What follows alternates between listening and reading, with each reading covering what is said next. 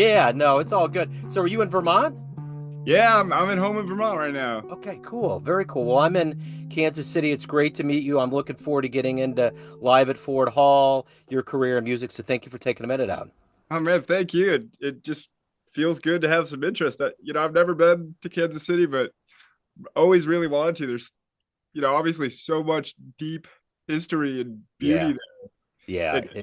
It feels great to just be a part of this. Yeah. Yeah, no, it is, and I need to get up to Vermont. I haven't been up in that part of the world, so I'm in the same boat. But yeah, man. So let before we get into the new live album, I want to know first and foremost, surviving this pandemic. We're 5 years ago. We were figuring it out. It was quite a thing. How much of living through that pandemic influenced the way that you made this album or the way that you do things today? That's a great question. I don't think I've ever thought of that specifically as related to this project because, I think maybe we're all doing our best to like file the pandemic away in the Yeah, distant memory or something, but man, what a great question.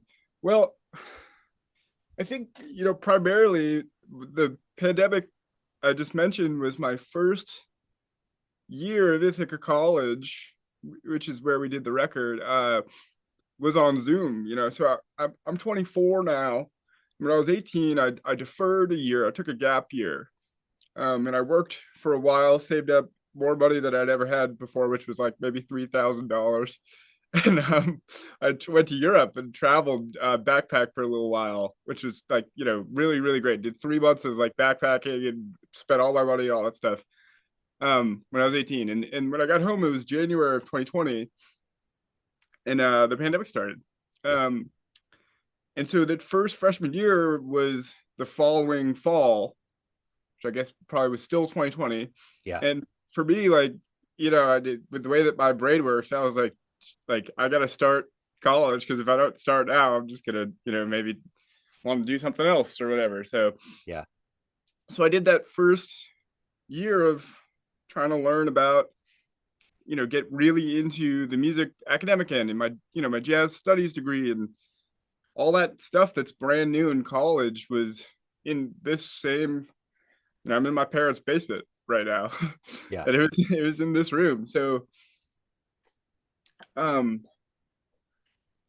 following this record is like a, culmination of that part of my life at the end of college and, growing through my early 20s, which were, rocky in a lot of ways, as I think everybody's are. It's just such a crazy time to have, you know, to be alive and have your frontal lobe start to drop it a little bit and Yeah.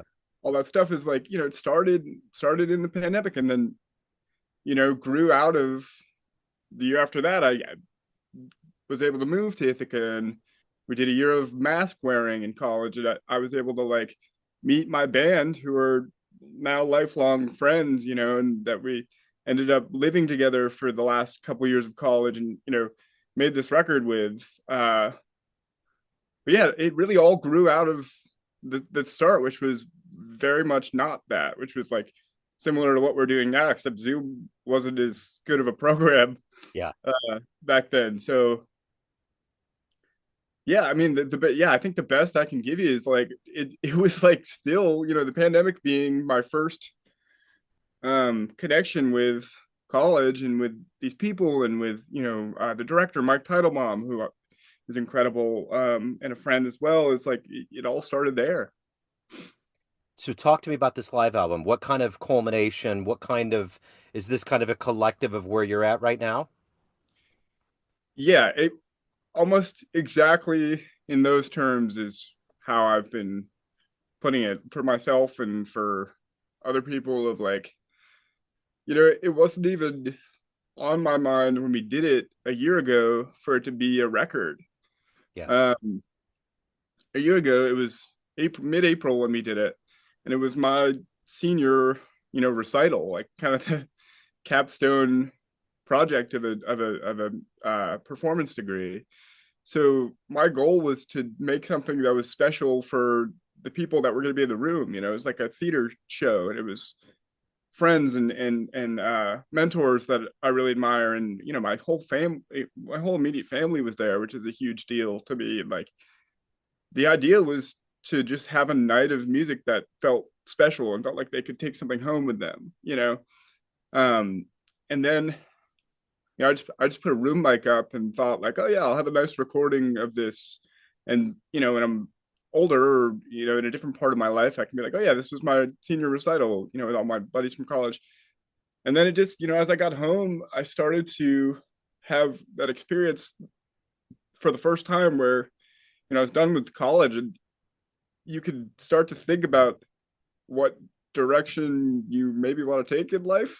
Yeah. You don't have the constant stream of stimulus to deal with all the time. So it's like it took a few months of like being home in Vermont and working at the recording studio and just like doing my thing, and then being like, oh yeah, this was a pretty accurate representation of like where I was a year ago, where I am right now as a musician, and like what I value, and like what my voice is like right now. And I had to like grow into that idea and kind of like make peace with it's just a room mic, and it's we're not able to mix levels the way that I would love to, and all that stuff, and just be like, this is an honest representation of what I got right now, and it's worth putting the weight behind as a debut record, I think. So talk to me a little bit about your beginnings. How did you pick the guitar and how did specifically jazz become your focus? Yeah, guitar, I remember just thinking was cool, like so fucking cool when I was a little kid. So I still have a vivid memory of being like really young, like 5 years, 4 or 5 years old or something, and being in the back of my mom's minivan and just like talking about how I thought it would be so cool to play guitar and like play a guitar solo or something like that. And you know, for me, I'm incredibly grateful that my mom was like, as a parent, like kind of had an ear for those kinds of things, and like had got, maybe I planted the seed that I would be interested in that, and she put some money away for lessons, and I started taking private lessons when I was like 6 years old, first grade or so. And it's funny, I actually just got an email from my first grade teacher because I got some shows coming up in Vermont, and I did a little there's this thing called Front Porch Forum here where you can do a post and it goes out to all your neighbors via email. It's very like Vermont uh country thing, but she actually emailed me and she said, I talked about the record and the shows that are coming up, and she said, I remember when you started taking lessons in first grade, and how excited you were about it and how into it you were, and it was just kind of cool to have that moment come Yeah. back, because I still remember starting. But yeah, so I had a teacher from when I was 6 to when I was 18, the same guy who was incredible. His name was Alan Church, and he wasn't into jazz really at all, but was more into like fiddle tunes, and like he played fiddle and guitar and like kind of folk music, but we played the blues and stuff, and got kind of, that's where I started to try to improvise, and I really loved, it was always my favorite part of lessons. I can remember still like playing a 12 bar blues in A on the guitar, and just like being able to solo and stuff. And so he was incredible. He's since passed on, but he was like the first and probably the like foundational figure in my life that like exuded joy about choosing a career in music. Like his like spiritual kind of wealth was so clear because he really picked a thing that he loved, and like I think that was made a huge imprint on me when I was little. um and then when I got into high school, I started getting into jazz, and I was lucky to go to a high school that it was public high school, not geared towards music whatsoever, but happened to have a strong music faculty. And so there was two big bands, A band and B band, and I got into A band because I could read a little bit. Yeah. Still can't read that well, but don't tell anybody. Um, so I got into the A band, and also started playing in a rock band program that was part of my school. And we would play the rock band. We would play at school assemblies, like a late night talk show band. They had hosts and they had guests, Yeah. and they'd bring them up, and we'd play like 10 seconds of a Meters tune or something while they walked up, or a slide tune or something like that. And so I had that going, and then the jazz thing was going on in big band. And it was the kind of thing where the teachers there were super cognizant that I was really into it. Like, I would show up early in the morning before school, so 7:30 or something, and be on the stage just playing guitar for a little bit. Or I would skip lunch or maybe a class or something and go try and play guitar instead of go to Spanish class or whatever. And instead of getting me in trouble, they started to like nudge me in the direction of pursuing a little bit.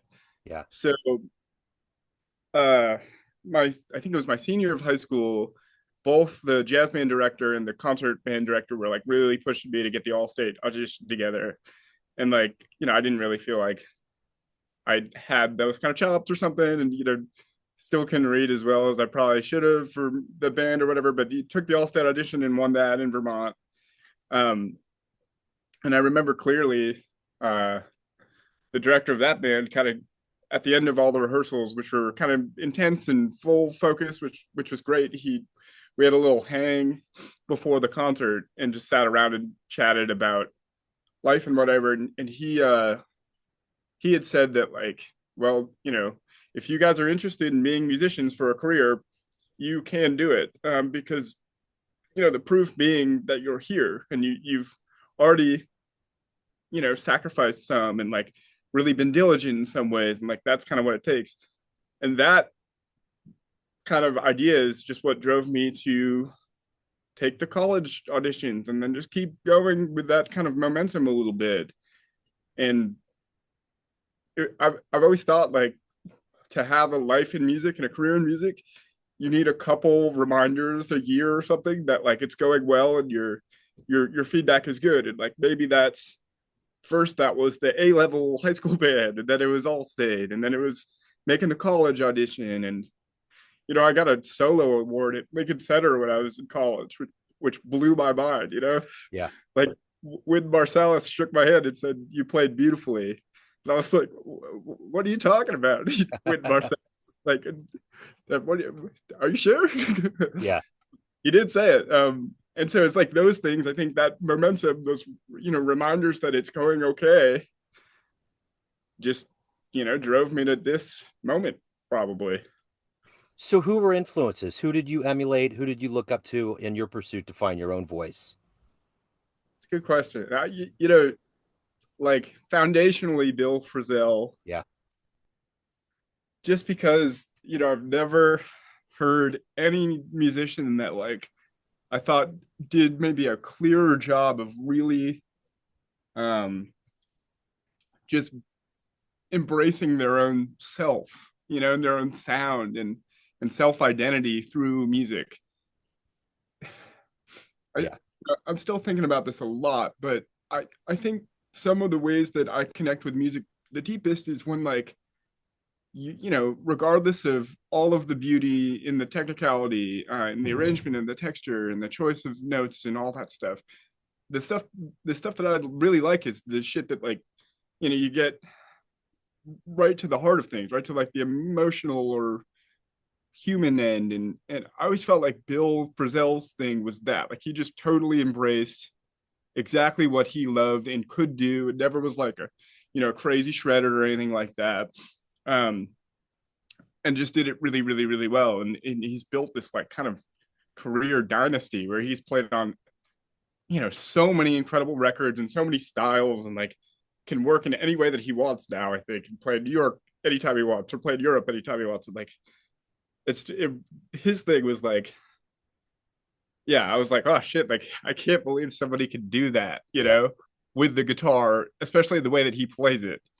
Um, Number one for me, that's Bill. And then, you know, in college when I was getting into standards and getting into kind of playing straight ahead and combo and all that stuff, I was like, I loved it, still love Greg Reed. Uh, just because he's just such a great example of a guitarist. He's so blues oriented and so swing oriented, and he just hits so hard. And I have my right hand, I tend to hit too hard too, and it's like you know he was just one that I feel like embraced just being a guitar player. It's like if he wasn't playing a Gershwin tune or something, you would think he was like he's playing rock just because the way that he approached it, you know. So I loved him, love him still. Um, and then recently, last couple years, especially since the record Owl Song came out, Ambrose Akimus here, the trumpet player, Yeah. is like in my number one guy. Uh, just in any way you can think about music, but especially just as a composer and a player, how it's so clear to me that like his craft is so honed that he could play anything, Yeah. like he could play a million notes in a solo and be brilliant, but he never does. He plays with so much space, and you can hear so much of his voice and his humanity through the horde, and he just goes for the gut, I think, more than maybe anything like playing a million changes brilliantly or something like that, which is just I think it's just really incredible what he does. And like, this record that we did, I like tried to rip off what he's doing pretty much, like just to do it as well. You know what I mean? Right, right. Yeah. So I saw Bill Frisell on March 3rd, 2020, right before everything was getting ready to close. And Sure. I'd never seen a guitarist like pull on the strings the way he does. It was like he was wanting to break them off the fretboard. He was Yeah. just ping, and I was just like, wow. And I remember before we went, you know, I'm more into jazz than my wife is, and she was just like, "What am I gonna? What should I expect from this?" I said, "It's gonna be major league jazz, but I have no idea, Right. no idea." And that's the thing. That's how he rolls. In fact, he had a trio with him, and Petra Hayden was singing. And at one point, about halfway through, we just got our first COVID case in Missouri, Kansas. Yeah. So it was brimming. We didn't know what was coming, but at one point, um, she asked everybody to sing "We Shall Overcome," and everybody started standing up, and we swayed. And then, of course, in Bill Frisell fashion, right after that, they play "Ziggy Stardust" by Bowie. So it's like that's the eclectic mix that he is, and the show is. So Yeah. You really never know what to expect. And it's like it's got to be fun for him and fun for the band too, yeah, to just, like I said, like he can work anywhere, and he can book pretty much anything I'm sure he wants to book. yep, And so they just get to like mix and match, or like, night by night, I'm sure they're just like, oh, what should we do tonight? Like, yeah. what kind of vibe should we go for tonight? Which is like, man, what a lovely spot to sit in the industry to be able to do that. Like, I'd be so happy just playing this record on the road for a year. Like, I'd play the songs every single night if it meant that there was people in the room for a year. But he's like, he's miles and miles beyond having to do that, which is so great. Absolutely. So let me ask you this: what do you like the best about being a professional musician? That's a good question. Um, Recently in my life, as I'm so new in the industry of like only focusing on myself as a professional in music. Like, I'm just out of college. It's my first year out of college, and it's been my first year of really leaning into, like you said, being a working professional. And what I've really enjoyed recently is the dynamic mix of life that you get, and the ways you can work, and access different parts of yourself or what you're good at as a part of work. Like, um, I do a fair amount of teaching in a few different respects, and like, so that's like a really nice realm to feel fulfilled. I have a private studio of guitar students, and just like, working on the foundation of learning music through the instrument, and that's lovely. And then we work, you know I manage a recording studio in Burlington that I used to intern at back before I went to college. And like, that's really a totally different animal that I'm trying to figure out, like trying to get my studio chops together and my engineer chops together, and like to be able to make my records, in the future. And um that's great. And that's like client relationship and learning about booking and learning about all that stuff. um and then, all that different, I've coached bands over the time and done that kind of teaching. And like, so that's like accessing one part of your musicality and yourself, and like being able to, if I've worked on the craft of becoming a musician for close to 20 years, can I re-articulate what I know and who I am in a way that can spark somebody into learning is like such a cool thing. Um, and then we'll do other stuff. Playing is awesome. It's but the foundational fun that I've ever had in my life. It's all come from either seeing or playing live music, right? Like, Yeah. so anytime I get to do that, it's just fucking great. It's Yeah. the best thing. And like, I haven't played much this year because I've been home and I've been working on rolling this record out and all this other stuff, teaching in the studio and all that stuff. And, my band's not here. So, we got some shows coming up in the end of May here. And I'm like so pumped to just be able to go out and do that again and access that. And so that's great. And then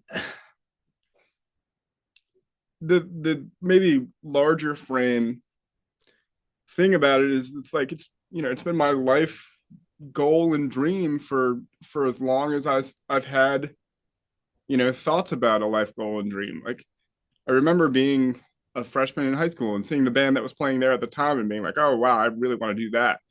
And it's never, that feeling has never shifted through all the growth that I've had so far and all I've learned about music and all the shitty gigs I've played and like the bad times I've had music and all that stuff.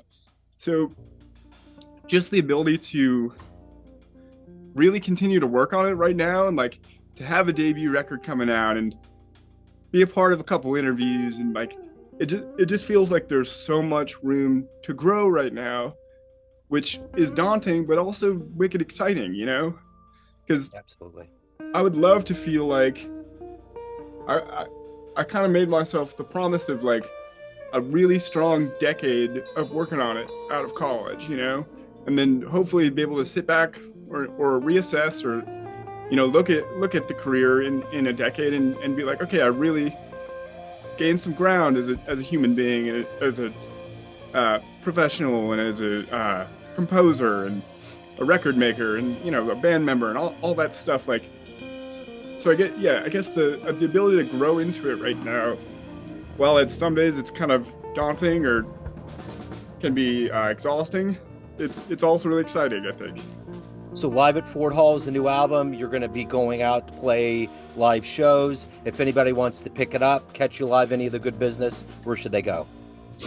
Yeah, so you can stream it anywhere, just like anything else these days. Wherever you get your music, it'll be there. If you can buy it on Bandcamp, and it's quite, I think it's like $7 or $8, and 50% of those proceeds are going to go to Green Mountain Adaptive Sports. It's a local sports organization for people with disabilities, skiing, mostly skiing related, and they've kind of been a huge part of my life for all of my life. They sponsored me for a ski pass at Stowe Mountain Resort this year, so they're great. So yeah, you can buy it on Bandcamp if you want to buy it. But yeah, we're gonna be playing the weekend of May 23rd. So Friday we're playing in Stowe, Vermont. Saturday we're playing Burlington, Vermont, and Sunday we're playing my hometown, which is Waterbury, Vermont, which is going to be a little home court advantage, I guess. Yeah. Good deal. Yeah. I'll get all of this in the show notes. Dan, this was great. I appreciate you taking time out. It was great to meet you. Best of luck with the release and everything else. Hopefully we catch up down the road. Yeah, man. Hey, thanks so much. I really, really appreciate talking to you. I would love to keep this thread open for whatever comes next. Absolutely. Jazz fans, Joe Domino here, the host of the weekly Neon Jazz radio show and regular interview series being produced and distributed from Lee Summit, Missouri. We are very excited to let you know about the second annual Lee Summit Jazz Festival taking place again this summer on June 28th at the Bridge Space, located at 210 Southwest Market Street in downtown Lee Summit. Following the success of the 2024 festival, the lineup will include Lee Summit students, Casey Area Youth Jazz, Paganova with Michael Pagan, Horoscope with Stan Kessler, Brad Gregory, Adam Larson, and the Lee Summit Jazz Orchestra. There will also be food trucks and vendors to round out a day of celebration. Early bird tickets are 2 for $30, and all details can be found at lsjazzfest.com. We can't wait to see you there.